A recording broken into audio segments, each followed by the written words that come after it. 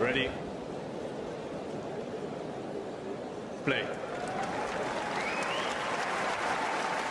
You guys have already heard a lot of my thoughts on Iga Świątek's win over Clara Tauson.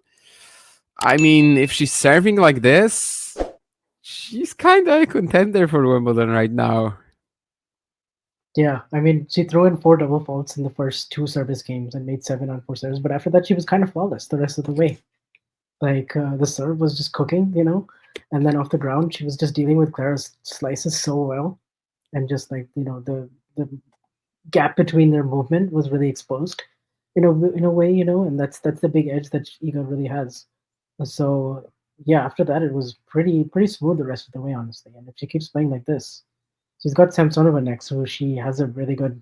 I mean, she's able to just absorb Ludmila's power much better than even some of the other top players. And I think, yeah, the serve has been a big emphasis for her, and she just looks more comfortable overall. And like there were some really good defensive points as well, where she did use her forehand slice on one of them, got back into the rally. That point to go up. I think it was 3-1, 40-30 maybe in the second, where she ends up finishing it off with a backhand pass. Definitely one of the highlights of the match. Yeah, I mean, I was still on the Clara overhead, but sure. But yeah, I kept thinking about the Stuttgart semi-final she had against Rybakina last year, when basically all we were saying is that that match was like so fast-paced. Average rally was 3 or 4 shots, and that's how Elena just took all her assets away from, like, took all of Iga's assets away from her.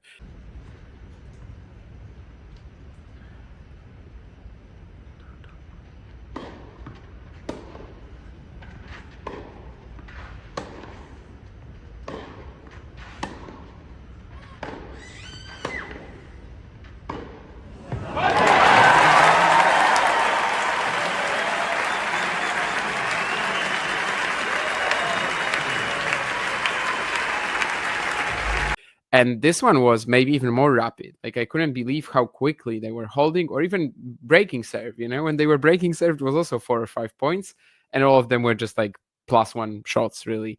And in that sort of a scenario, Iga usually doesn't fare too well, because like that's not her strength. Okay, she's a great returner, but like serve return game, yeah, most players, most big flat hitters are going to be at least trying to get a match like this into that territory against her. And for Talson, that just wasn't an option today with how Iga started serving, with how, yeah, the low slices as well. Clara obviously doesn't move too well. She doesn't have like that sort of like agility, to when she's wrong footed, it just looks painful. But because of that, she very often defends with these low slices and balls that barely get over the net. You have to handle them somehow. I mean, I've seen Iga struggle with this so many times. And yet today, she's just like stepping in, not willing to follow them up to the net as well, regardless of how comfortable she looks there. And yeah, that was also such a big difference maker. I mean, we've spoken about this as well during the watch long or on the Iga Carlos show, but the fact that she is playing this grass season, with such different expectations and with no mental, physical fatigue from just dominating the entire clay season, it's allowed her to focus on the grass in a completely different way. And we can see that.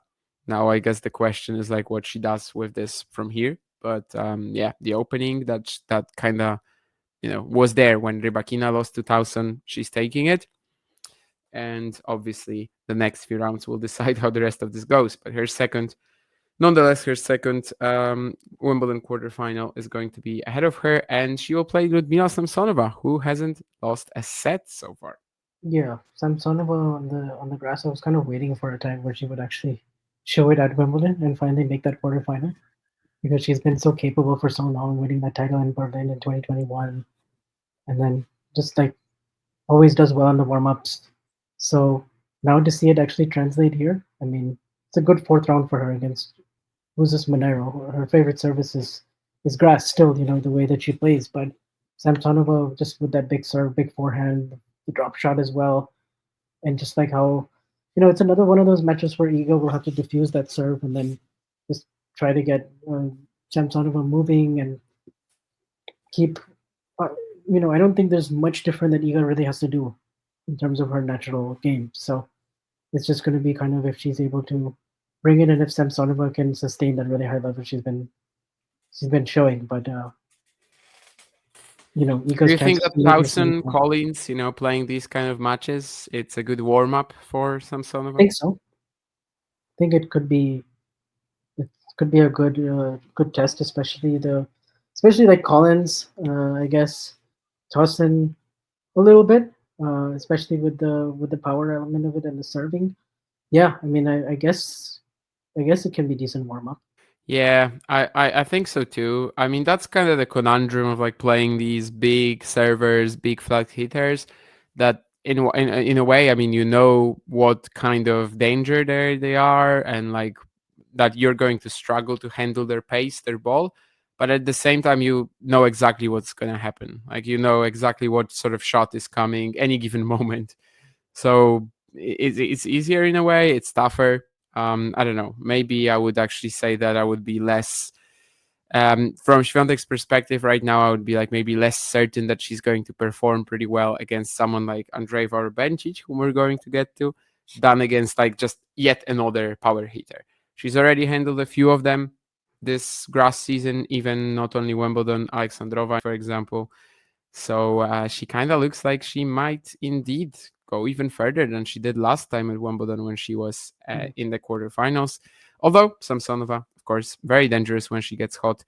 Yeah, the head-to-head might be pretty good, but there's more of a story in there, especially if the Stuttgart 2022 match. 2022 Stuttgart, that's the one. Yeah. That was the closest. But yeah, I pretty much agree. I mean, Rybakina and Alexandrova are probably more flatter hitters, and Samsonova hits the ball hard, but it's also pretty heavy, and it's maybe more or less disruptive with like the slices and the really low balls. Obviously, she's gonna have to watch out for the drop shot, but I kind of think, yeah, I agree with you in terms of like the Bencic and Andreeva with the forehand slices and the redirecting and the pace absorbing style. I think that's on grass. That might be more of a different type of challenge than what you guys used to from the rest of the tour right now. So Yeah, could be more sort of related to the Pegula final in Bad Homburg in some ways rather than, yeah, what we've seen her handle very well so far. But of course, well, the quality of the serving, if it's also as good against Samsonova, that would be a major boost as well. That's what Liudmila is hoping to win the match on, basically.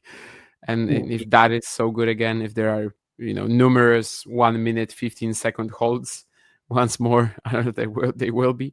But if they are there, if they're happening, that and looks then pretty decent. the players that Iga has lost to on grass in her career or at Wimbledon so far, they haven't necessarily been those like big flat hitters. No, she Not at all. absolutely has never lost to a player like that other than like Ostapenko years back. Yeah, Yeah, like at Wimbledon the last. Yeah, I mean it's been like Jabor and Kudentseva Cornet, and Svitolina, Cornet. Putintseva, yeah, So Svitolina, who I know is playing a little different right now, but still definitely doesn't belong in the big power hitter category. So I guess since Ostapenko, since a few years, yeah, her losses on grass have been a little different. Although, well, as always with grass, we have to say low sample size. If you enjoyed this video, make sure you hit that like button. Don't forget to subscribe and click that notification bell so you don't miss out on all things tennis.